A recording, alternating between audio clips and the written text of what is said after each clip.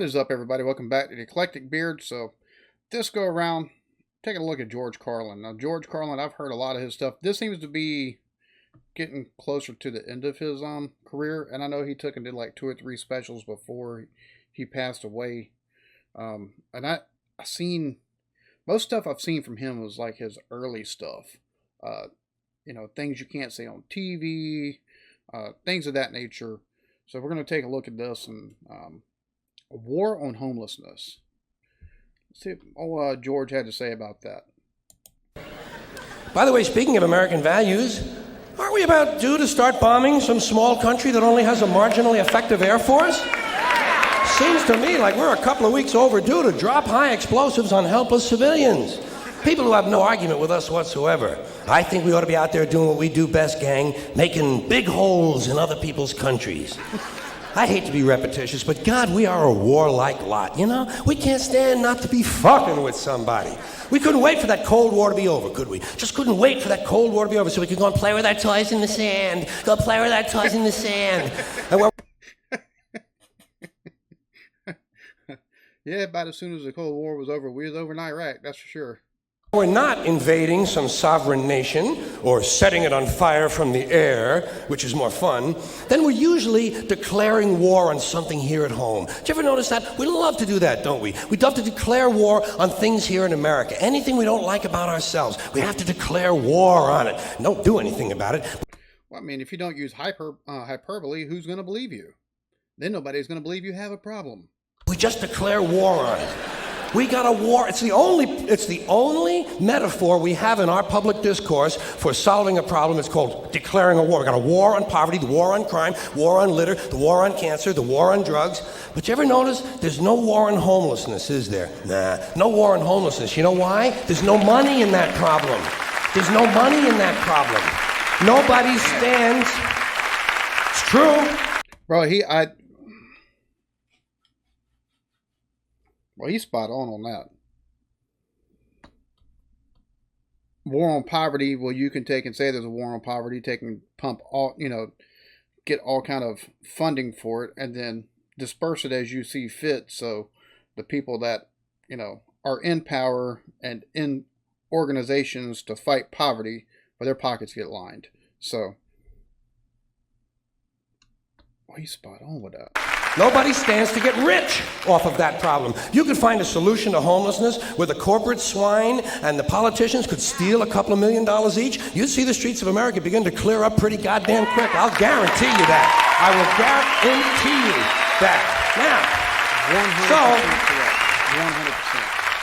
100%. I got an idea for homelessness. You know what they ought to do? You know what they ought to do? Give the homeless their own magazine. Give them their own. How would they go buy? They're homeless. Why are they going to buy? Oh my God. What? You know what they ought to do? Give the homeless their own magazine. Give them their own magazine. It would make them feel better, for one thing. That's a sure sign of making it in this country. Every group in this country that makes it and arrives at a certain level has its own magazine. You have Working Mother magazine, Black Entrepreneur magazine, Hispanic Business magazine. In fact, any activity engaged in by more than 4 people in this country has got a fucking magazine devoted to it. Skydiving, mountain climbing, snowmobiling, backpacking, bungee jumping, duck hunting, shooting someone in the asshole with a dart gun, jerking off. They probably have a magazine for that. I'm sure they have. I know they have a magazine. Walking. There's actually a fucking magazine called Walking. Look, Dan, the new... Everybody wants to feel special. Walking. Oh my God, dude, his takes on stuff. Oh, Jesus Christ. Called Walking. Look, Dan, the new Walking is out. Here's a good article, putting one foot in front of the other. Give them their own magazine. Give them. Give the homeless their own magazine. You know what you call it? Better Crates and Cartons. Then when Better Crates and Cartons? Oh my God. I love that flip up of Better Homes and Guards. I love that. They get finished reading it, they can use it to line their clothing. That's a good, sound business solution. That's the kind of answer you get from a conservative American businessman. Say, yeah, let them read it. When they get finished reading, they can use it to plug up the holes in them piano crates they all seem to like to live in. A good, sound, practical, conservative American business solution. That, or, with it being, conservatives, they get done reading it and they could use the paper to make shoestrings to, bootstraps to lift themselves up by. I'll tell you what they ought to do about homelessness. First thing, change the name of it. Change the name of the condition. It's not homelessness, it's houselessness. It's houses these people need. A home is an abstract idea. A home is a setting. It's a state of mind. These people need houses, physical, tangible structures. But where are you going to put them? Where are you going to build them? Nobody wants you to build low-cost housing near their house. People don't want it near them. We got something in this country, you've heard of it, it's called NIMBY, N-I-M-B-Y. Not in my backyard. People don't want any kind of social help located anywhere. And he's not wrong about that. Like you call, oh my God, there's been numerous places where they've had to take and re-engineer where they were going to put stuff because they had development plans, and part of the housing development plans was to have a portion of it for low cost housing, and residents just went crazy. And that's a big, yeah, he's not wrong about that. They don't like that. Anywhere near them. You try to open up a halfway house, try to open up a rehab center for drugs or alcohol, try to build a little home for... Not on my street. I don't want them druggies down here with me, even though these people are trying to get help. And, being a Christian nation, we're supposed to take and forgive and show kindness and love to everybody. They miss those fucking verses. Some retarded people who want to work their way into the community. People say, not in my backyard. People don't want anything near them, especially if it might help somebody else. Or they think it might take down their, the cost of, or the price of their house. Oh my God, my home value to go down. Hell no, can't have that shit. Part of the great American spirit of generosity we're always told about. Big, generous American nation. Ask an Indian about that. We're only generous to other countries, people in other countries, and normally it's because the government took our tax money and give it to other places. We're not really that generous over here, to be honest with you. Ask an Indian how generous this country is. If you can find one, you got to locate the Indian first. We've made him just a little difficult to find. Or if you need current data, select a black family at random and ask them how generous this country has been. People don't want anything near them, even if it's something they believe in, something they think society needs, like prisons. Everybody wants that, right? Everybody wants more prisons. That's the new answer to all of our problems. Lock a lot of motherfuckers up. Everybody wants more prisons. They say, build more prisons! But not here. Well, why not? What's wrong? What's the problem? What's wrong with having a prison in your neighborhood? Well, it seemed to me like it would make it a pretty crime-free area, don't you think? You think a lot of crackheads and muggers and pimps and hookers are going to be hanging around in front of a fucking prison? Bullshit, they ain't coming anywhere near it. What's wrong with these people? All the criminals are locked up behind the walls, and if a couple of them do break out, what do you think they're going to do? Hang around? Check real estate trends? Bullshit. They're fucking gone. That's the whole idea of breaking out of prison, is to get the fuck as far away as you possibly can. Not in my backyard. People don't want anything near them. Except military bases. They don't mind that, do they? No, they like that. Give them... military bases was often brings drug dealers, hookers, strip clubs, and liquor stores. Just saying, I've been around 4 or 5 of them.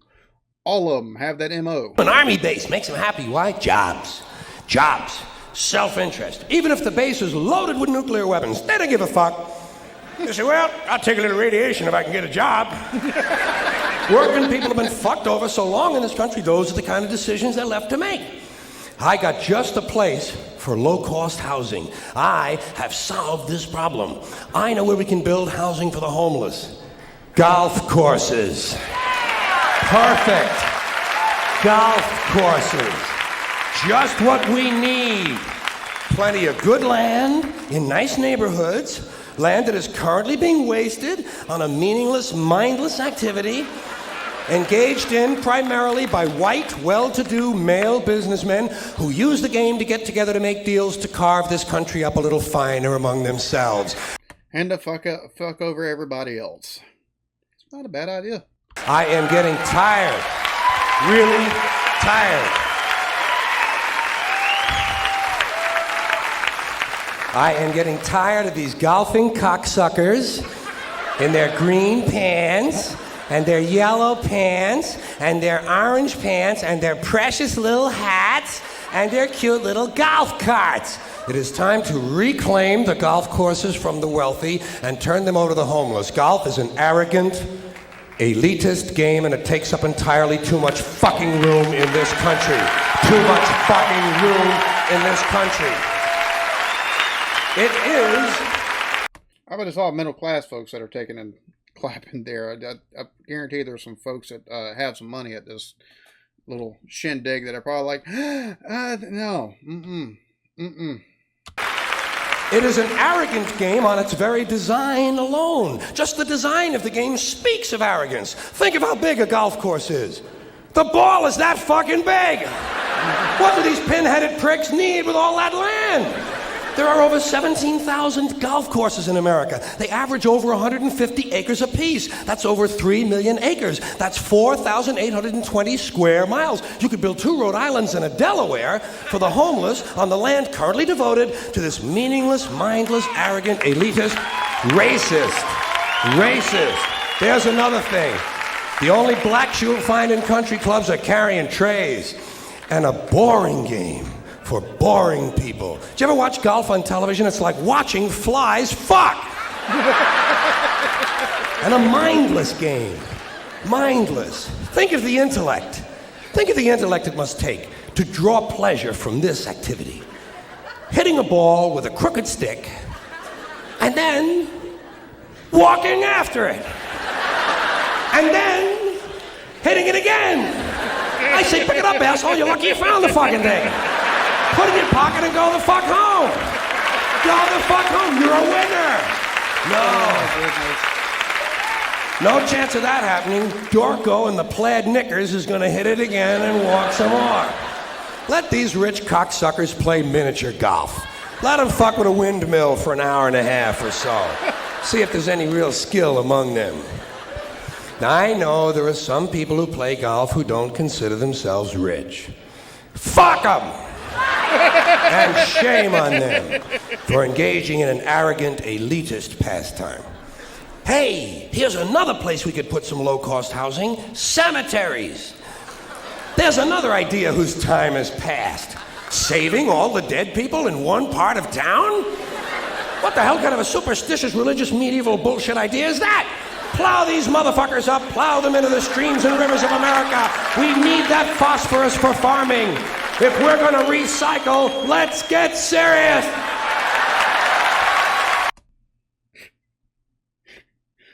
Oh my God. And Catholics and Baptists and Pentecostals cried on this day at that suggestion. I tell you what, this cat right here just... I'm about to take a watch more of his stuff, last 2 or 3 specials before he took and passed away. His takes on stuff very biting, and this right here, war on homelessness. He's not wrong whatsoever, because we got war on drugs, war on crime, war on poverty, war on childhood hunger. Like, you don't hear the war on homelessness, and it's not really wrapped up into the war on poverty either, especially when so many of our military veterans are part of the homeless. I'm not opposed to taking away the golf courses and putting low-cost housing there for the homeless. I don't play golf. Somebody else play golf, go to Europe or something. I don't know. I don't really care. I mean, especially now that Tiger Woods isn't really able to take and play all that often, thanks to his accidents and stuff like that. Just the only reason why I've ever watched golf was Tiger Woods. So Of course, that wouldn't fly with the people that are rich either, so I don't see that one happening. But yeah, he makes very valid points throughout this. Like his tackles are very biting, very accurate. Um, yeah, hard not to like his stuff. Y'all be good to each other. Love yourselves. Peace.